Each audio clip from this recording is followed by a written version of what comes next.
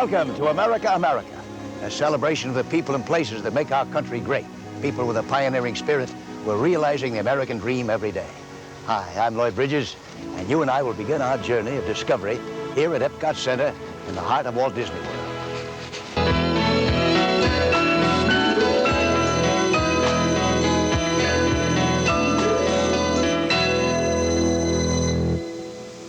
Kids love animals. In Solana Beach, California, Nancy Stanley has discovered a way of tapping this natural bond to help handicapped children. She's created a portable zoo, and right now we're going to visit her to see the magic that happens when kids and critters get together. Bring it here. When I was very young, I was in this little world of a fantasy world, and whenever I had a problem, I would go and pick up my dog and take him to a corner and talk to him, and I always felt better. And I knew that when I had children, I would always have them interact with animals. They would each have their own pets. And I think children that grow up in a house full of animals seem to learn to share better. They learn to express their feelings better.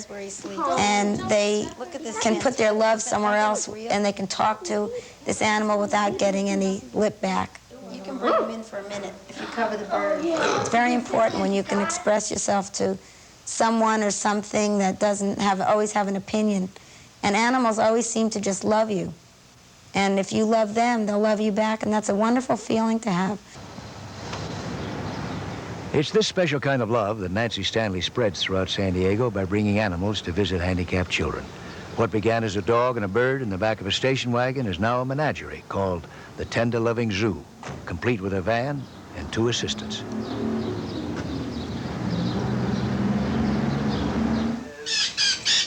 You want to just clip the ends of these nails so they're not real sharp. You bet, yeah, okay. Thank you. Here you go, Nancy. Oh, hello. There you go. Nancy Stanley's a little girl with a big heart. She came in the store, I would say about 6 months ago. She was looking for animals to take to different schools for the mentally retarded children. And I guess we had exactly what she wanted. That's a new one? Oh, my gosh. That's the one I wanted. Oh, my gosh. Oh, I'm in heaven. I just said, well, it's time. My kids are older. I'm going to do something that is really good for other people. I'm pretty selfish and a little too lucky.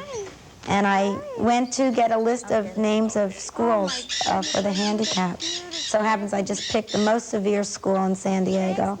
And I went with my dog, Freeway, and I saw over 110 severely, profoundly retarded. I've never seen anything like it. I didn't expect it. And I was really in shock. I had no idea children like this even existed. And I asked the principal if I could come back with my dog and maybe spread a little joy. And I thought, if I can bring a lot of animals to a lot of children and get some people to work with me, I could just change a whole way of living for these children. And it started working, and the teachers were impressed. And they were seeing changes in their kids, children that have been there for 8 years not doing anything except their normal daily routines. I got a puppy for you. They really lit up. They changed. They started moving differently. They were making sounds. And I was so excited. I just knew I have to start a company. Laura, Brian, I need help. I need help. Come take this puppy from me. Animals are very special. And people are very special, so we just want to get them all together. Where's my hug? Where's my hug? I missed you. Look what I brought for you. Look what I brought for you. Look at the pup. Yeah. Do you like the puppy? You want to hug my puppy? Look, D1, I brought you a baby. I got you a baby. Look at it. Is he pretty? This is Freeway. Yeah, that's Nancy. I got you a baby. There we go. There he goes. I want to see anything. And every reaction I get from them is wonderful. Some of the children that have ignored me for 3 months, and as soon as they see us now, they run over and they hug us, and they don't want us to go. And it's very nice. Where's my hug? Where's my hug? Oh, you beat him. Where's my hug? Where is it? Should I have to count to 3? 1. Oh, you want it? I want Brian's hug. Can I have a big one? Get over here and give me a hug. Get over here and give me a hug. Which dog do you want? Which dog? This one or that one? The black one or the beige one? How big is your dog, Brian? Big. Can you pick him up? Are you strong enough to pick up him? Let me see. Now, after being with them for already 9 months every week, we know them backwards and forwards. We know their moods. We know which animals they like. Oh, how about the other way? Some like rabbits better and some like kittens better. And that's what's nice about going back every week, because they have their preference. Even if they don't speak, we know which ones they like because of their attitude and their reactions. Okay? When I tell you ready, good girl. Tell them to roll over. Okay? Here we go. Here, Freeway. You want this? Okay, ready, Brian? Go. We're going to see a trick. Roll over. You have to do that with your hand. Quick. Go roll over. That's one. Now Brian has to do it. Go like Of this. course, Freeway goes, my puppy, and he does tricks. So the kids, I'm hoping, will say roll over.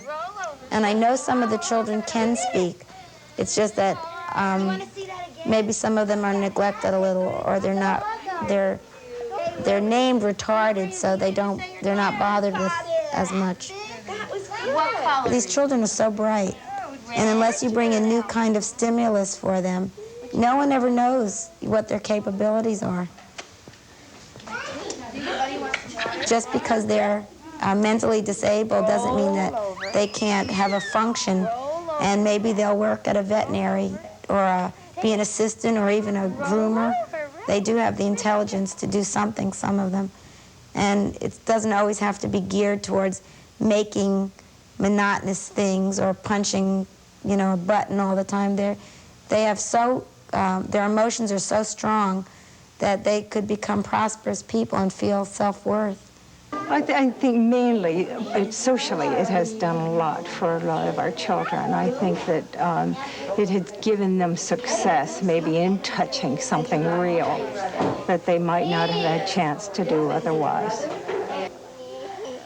One little boy was saying, we were talking about the dog and saying woof, woof, the dog says woof, woof. And the next day when I went to his home and I said, did you tell your mom we saw the dog? And he went woof, woof right away. So he was retaining that. I've been to the classrooms without the animals just to sit and observe, and they're really quite different. They're doing things that, I'm not saying the teachers aren't wonderful, they are, and they do wonderful things with them. They play music and they beat the drum, but the animals do something else to them. They bring them out of a world that they're in all the time. This cat's name is Brian, and your mouse's name would be Nancy, right? And you would chase me all over because you would be a cat and I would be a mouse. One more kiss. Wouldn't that be silly? Chasing each other all over the place like that? That'd be silly. And when you do something that they love and you bring something to them that they appreciate, they make you just want to hug them all the time. And This is Brian. Now, who is he going to And they're so grateful. I mean, it just makes you feel real good all over. I love you. Puppy, you like that, don't you? Let me see you do it. You do it. Say, I love you. Puppy, can you do that? Say, I love you. Puppy, you like that one? Hi, Josh. That's a good one to say. You can tell him you love him. That's it. Put her there. That's it. Put her there. Cage goes. Oh, Ruthie loves that rabbit. She's doing really slimy. Expanding Nancy Stanley's tender, loving zoo operation could benefit children in other parts of the country as well. But who'd pay for it? That's the issue that we're going to address, all of you here at Future Choice Theater. Who should bear primary responsibility for supporting social programs? A, individuals, B, corporations, C, local governments, D, state governments, or E, the federal government. How are you going to vote? Well, A little over half of our audience, about 57%, said that the state and federal governments should bear the burden for funding social programs.